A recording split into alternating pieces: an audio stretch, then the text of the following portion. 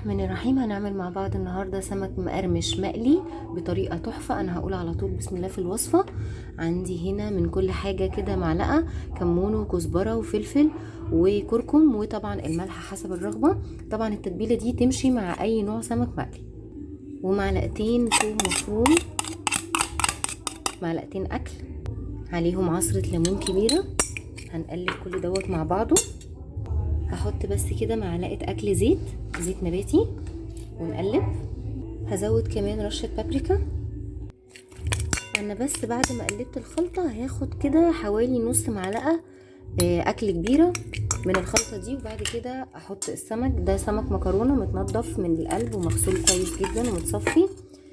هنقعه في التتبيله على الاقل كده ساعتين 3، بس انت تقدري تشتغلي فيه كمان نص ساعه لو مستعجله.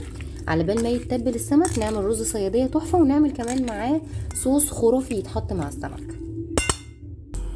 في طاسه او حله على النار فيها معلقه زيت كبيره وفصين مستكه. هنزل ببصله مبشوره عليها رشه فلفل اسود، وهسيبها لحد ما لونها يغمق عندي ويبقى بني كده مغمق شويه.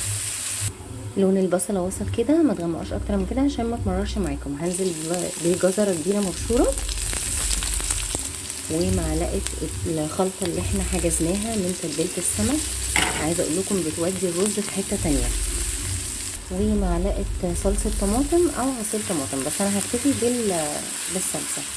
هسيبها كده تتقلب لحد ما ريحه الصلصه تختفي. مش قادره اقول لكم على الروايح. هنزل بقى بالرز المغسول ومتصفي. نفس البهارات اللي انا حطيتها في تتبيله السمك هي اللي هنزل بيها على الرز، واظبط الملح بتاعي وازود شوربه او ميه سخنه من الحنفيه. انا عندي شوربه هنزل بيها كده، هسيبه ياخد غلوتين لحد ما يتشرب وهدي عليه النار ونعمل الصوص ونقلب سمك. عندي هنا دقيق ومعلقه نشا، ومن كل البهارات اللي انا حطيتها في تتبيله السمك بابريكا وكركم وفلفل اسود وكزبره وكمون. هقول لكم على تركايه تعملوها في السمك تطلع مقرمشه جدا، مش هيطرى معاكم خالص ومش هيشرب زيت. طبعا انا هبدره كده في الدقيق وهركنه على جنب حوالي ربع ساعه. طبعا ده بالنسبه للسمك الصغير اللي انا زي جايباه. لو انتوا جايبين مثلا بولتي او شعور او بوري، بتفتحوا بس فيه شريحات كده بالسكينه من الناحيتين علشان بس نضمن ان التتبيله والسوى يبقى كامل. الزيت طبعا لازم يكون حامي بس على نار متوسطه. التركايه هجيب ميه ساقعه من الحنفيه واحط فيها تلجتين واغطس كده السمكه في الميه ثانيتين 3 وانزل بيها في السمك. التركايه دي مع النشا اللي احنا حاطينه في الدقيق هيديكي قرمشه خرافيه. انا ما قلبتش السمك خالص، لسه هقلبه اول مره. دي برضو خطه تركايه لازم تعرفوها. ما تقلبوش في الاول، لازم ياخد لون يبتدي كده يحمر، بعدين تبتدي تقلبوه. انا هخلص كل الكميه بعد كده نعمل الصوص اللي احنا اتفقنا عليه.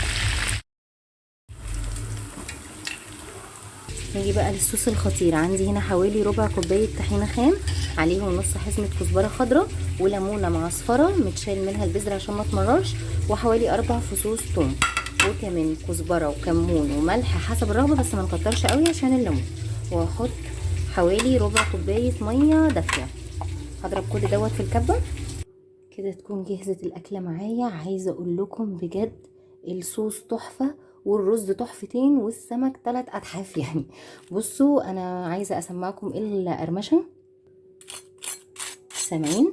متهيألي يعني الشكل بيتحدث عن نفسه. يا ريت تكونوا موجودين معايا وتدوقوا الطعم وتشموا الريحه، بجد هتتهبلوا. يا ريت تجربوها وتسيبوا لي كومنت رايكم فيها ايه، وما تنسوش تفعلوا الجرس عشان يوصلكم كل جديد. ولو عجبك الفيديو لايك وسبسكرايب وشير، وان شاء الله هنزل لكم وصفات تانية جديده.